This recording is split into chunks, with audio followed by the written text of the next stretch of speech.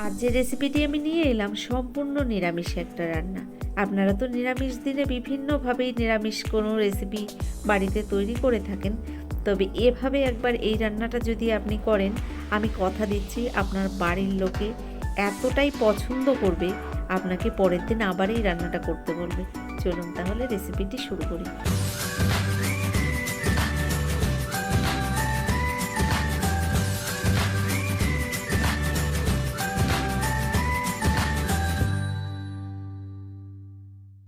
আজকের রেসিপিটি তৈরি করার জন্য প্রথমেই দেখুন এখানে 600 গ্রাম পাকা টাটকা কুমড়ো আমি নিয়েছি। এই কুমড়োটাকে কেটে ধুয়ে পরিষ্কার করে আবার ফিরে আসছি।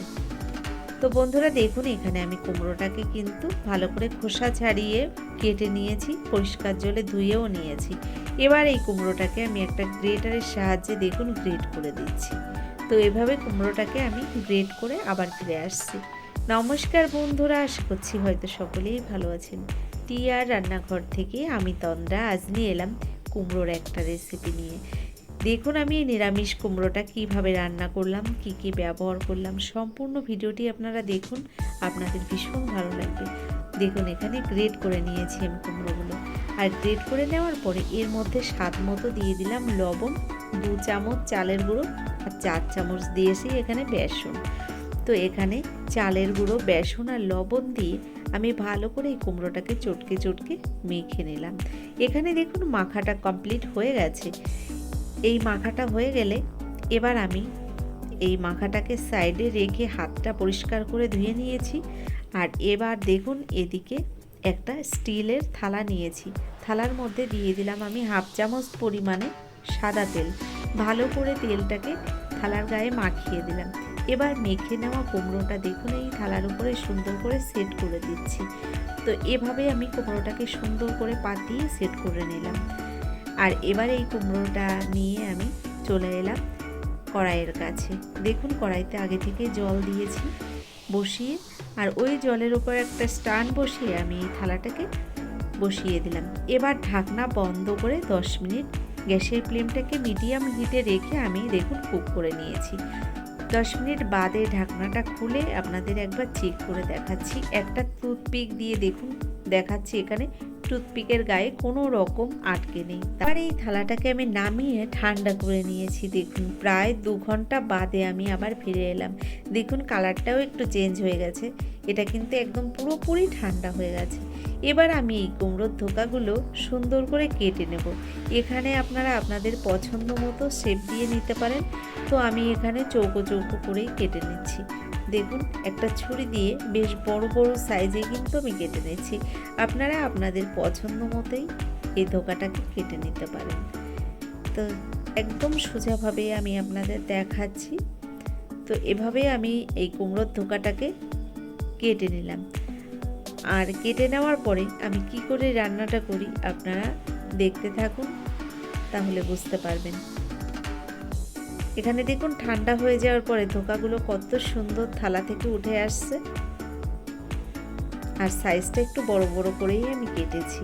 এদিকে গ্যাসের উপর একটা কড়াই গরম বসিয়ে দিয়েছি। কড়াইয়ের মধ্যে দিয়ে দিলাম পরিমাণ মতো সর্ষের তেল। আমি এখানে প্রায় 50 গ্রাম পরিমাণে সর্ষের তেল নিয়েছি। তেলটাকে বেশ ভালো করে গরম করে নিয়ে ওই তেলের মধ্যে এই কুমড়োর ধোকাগুলো আমি এক এক করে ভেজে নিচ্ছি। তো এভাবে উল্টে পাল্টে আমি কিন্তু লাল লাল করে এই কুমড়োর ধোকাগুলো ভালো করে ভেজে নেব।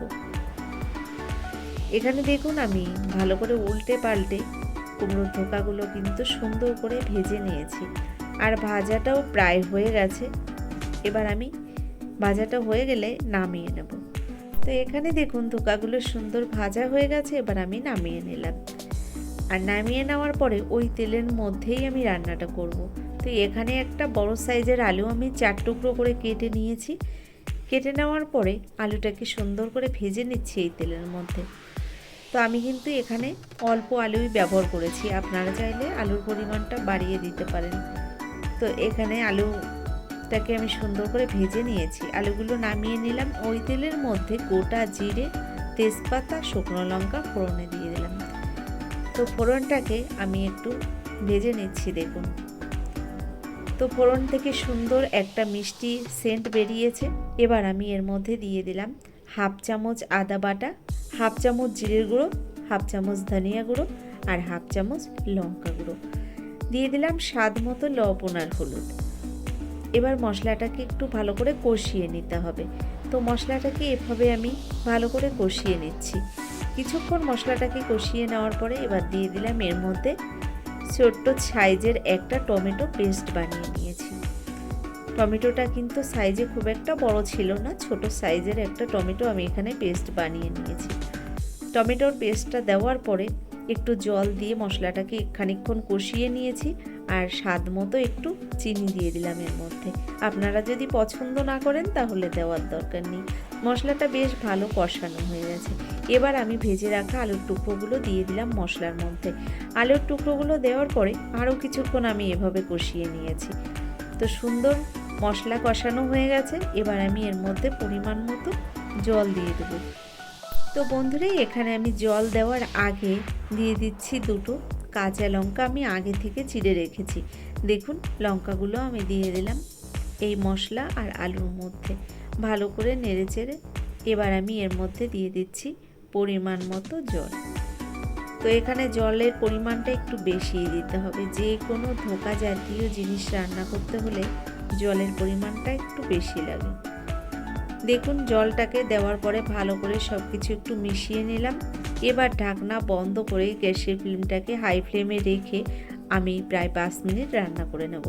তো এভাবে 5 মিনিট মতো আমি রান্না করে নিয়েছি।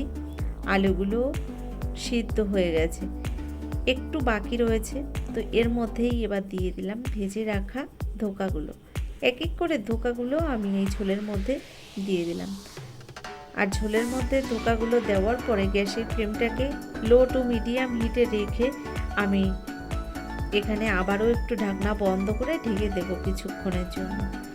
তো আবারও কিছুক্ষণের জন্য আমি ঢেকে দিয়েছিলাম, ততক্ষণ কিন্তু আলুগুলো সিদ্ধ হয়ে গেছে। দেখুন আমি ভালো করে চেক করে নিলাম, আলুটা সুন্দর সিদ্ধ হয়ে গেছে। তো রান্নাটা প্রায় আমার হয়ে গেছে। এবার এখান থেকে নামিয়ে নেওয়ার আগে এর ওপর থেকে যে তেজপাতাগুলো দিয়েছিলাম আমি তুলে ফেলে দিলাম। এবার দিয়ে দেব এর মধ্যে একটু গরম মশলা গুঁড়ো। তো এভাবে আরও কিছুক্ষণ আমি রান্না করে নিয়েছি। আর একটু ঝোলের পরিমাণটা আমি এখানে বেশি রাখছি, কারণ এখানে এই রান্নাটা যখন একটু ঠান্ডা হয়ে যাবে তখন কিন্তু বসে যাবে।